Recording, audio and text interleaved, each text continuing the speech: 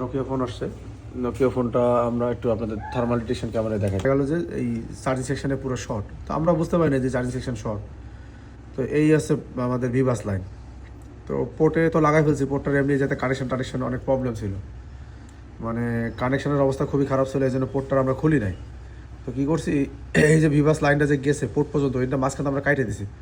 কাটে তার কারণে পোর্টের ভিভাস লাইন আলাদা আর এটার চার্জিং সাইডতে যেটা ঢুকছে সেটা আলাদা, দুইজনের মাঝখানে কাটে দিলে এরপরে আমি একটু দেখ যে ভিভাস লাইনে এই যে লম্বা করে যায় এই যে পোর্টে লাগছে, তো আমি মাঝখান থেকে কাটে দিছি, দিলে এই পাশে লাইন আলাদা আর এই পাশে লাইন আলাদা হয়ে গেছে। তখন দেখলাম যে পোর্টের তো আমার কোনো শর্ট হইলো কিনা, কারণ এসে প্রিন্ট নাই।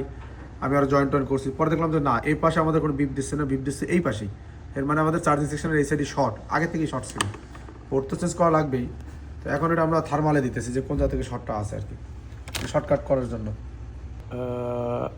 আমরা এখন অন করি নাই, আচ্ছা অন করি। এখানে আমাদের 2.5 অ্যাম্পিয়ার দেওয়া আছে এবং ওই যে দেওয়া আছে। এখন আমি এই যে অন করতেছি, অন করার সাথে সাথে 42°C ওই যে দেখাই দিতেছে, দেখেন ঠিক ওই যে সোজাসুজি এখানে আমাদের শো করতেছে। এই যে একটা ক্যাপাসিটার আছে। আচ্ছা আমরা একটা করে রিমুভ করে দেখি, তাহলে আমরা বুঝতে পারলাম যে এখানে আমাদের শর্টটা আছে, এখানে গরম হচ্ছে।